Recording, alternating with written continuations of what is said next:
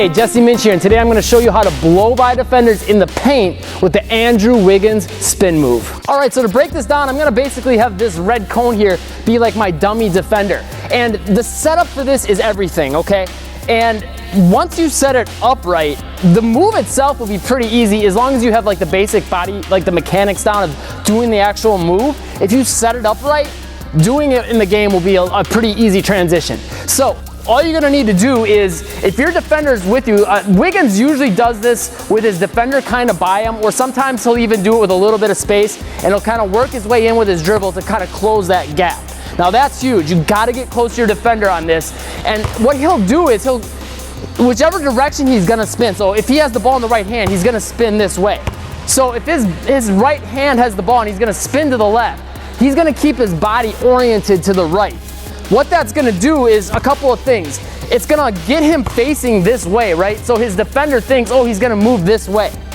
So, you know, generally a defender, even if you're not facing the hoop, if you're facing a certain direction with your shoulders, a lot of defenders are gonna follow which direction your shoulders are facing, especially if you're moving that way. And that's what Wiggins will do a lot. He'll do that coming, a lot of times he does it over here, sometimes he'll do it on the other side of the court, kind of coming cross court and towards the middle of the lane, he'll do this. But I'm just gonna show you on this side. So he'll face kind of this way and get his defender to close this off and get real tight to him. Well, now it's easy to go in the spin because number one, I'm almost halfway into my spin, right? I basically have to just do a 180-degree pivot, number one. And number two, I'm tight to my defender and he cut me off to this side, giving me this wide open lane right here. Okay, so from there, all you're gonna do is he'll pick up the basketball for his spin. So he'll pick up the basketball, go 1-2, and then go up for the shot. So and again, he does this normally with the right hand of the ball. So if the right hand has the ball, on that last dribble, you'll sometimes he kind of gets away with doing about 3 steps on it because it's the NBA, and he'll pick up the ball here and then go 1-2, which would technically be a travel, but a lot of refs, even in like younger leagues and more strict called leagues, they'll let you get away with that on a spin move. But if you want to make sure it's not a travel, you'll dribble, pick the ball up on that pivot. So that right foot's moving back and you're picking up the basketball once that right foot comes onto the ground, okay? So it'd be here, then the left foot come onto the ground, and you go up for the layup. Now, of course, once you get the defender beat, you don't want to go into this spin slow because that'll give him that chance to come back in front of you and block the shot. The key is to make sure, number one, you're doing the spin quick, but number two, don't move really far away from them because that's going to give them a path to come back in front of you. You want to stay tight to them. So now, boom, I'm in front of him and I sealed him off, okay? So those are the main points.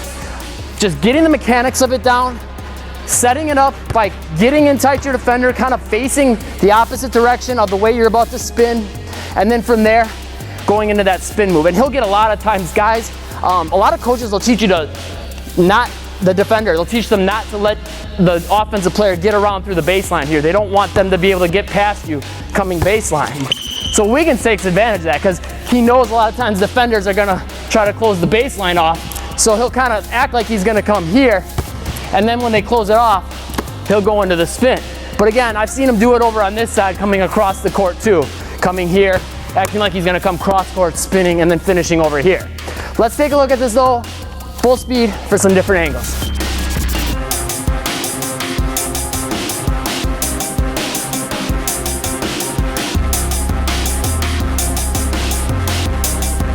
So look, if you found this video helpful, make sure you click this link in the top right hand corner of the screen.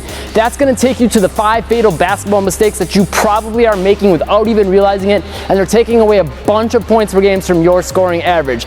Also, if you haven't yet, make sure you hit that subscribe button and get on that notification squad so you can catch all the newest tips, tutorials, drills, move breakdowns, and all the other stuff I'm coming out for you guys.